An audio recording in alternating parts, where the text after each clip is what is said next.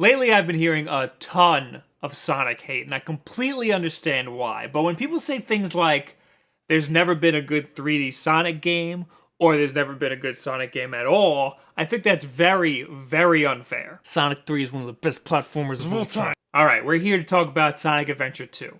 Going back to it, it's clear how rough it is, but we need to figure out why it was so loved. Or, I guess why I liked it, because I'm apparently the only one.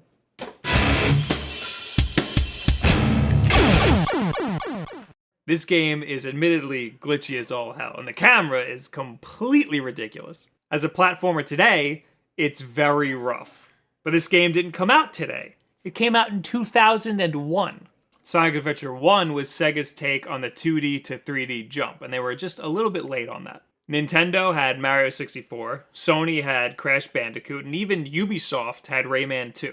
Mario 64, while arguably the best of all of these games, still had really rough controls, mostly thanks to this abomination. Of all of these games, Mario 64 was the only one with camera controls, but they sucked. They were pretty much just a failsafe in case the camera got stuck in the geometry. So as a 3D platformer of its time, Sonic Adventure 2 was amazing. It came out in 2001 when there was a little bit of a lull in 3D platformers. Banjo-Kazooie was 98, Rayman 2 was 99, Donkey Kong 64 was 99, and Banjo-Tooie was 2000.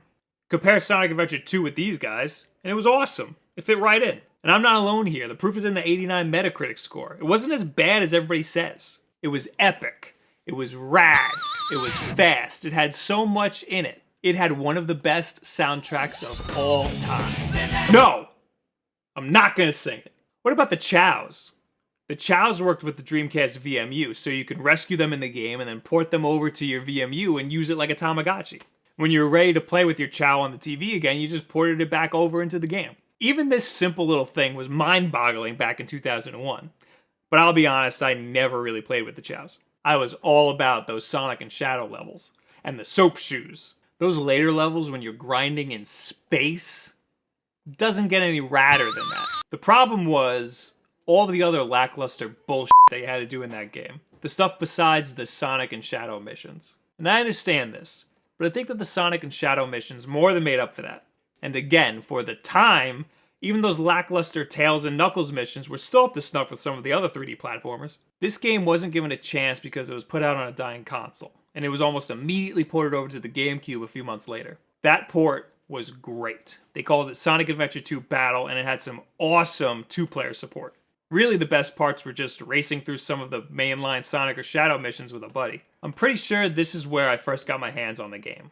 12-year-old me was not disappointed. 6 months later, Super Mario Sunshine came out for the GameCube.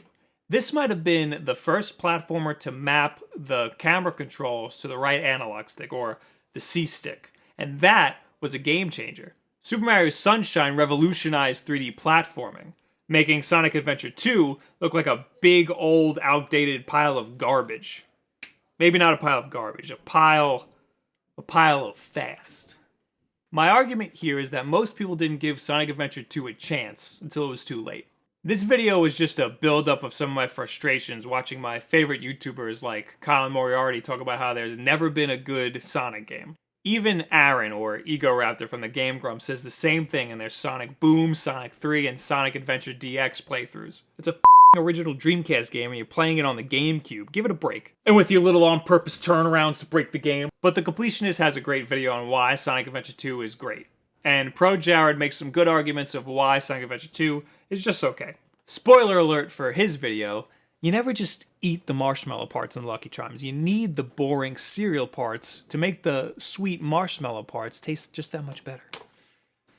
It's not an analogy. Not an analogy at all. What do you guys think about Sonic Adventure 2? Did you play it back in the day? Did you play it a little bit after it came out? I think I played it a little bit after it came out. Do you like it? Do you love it?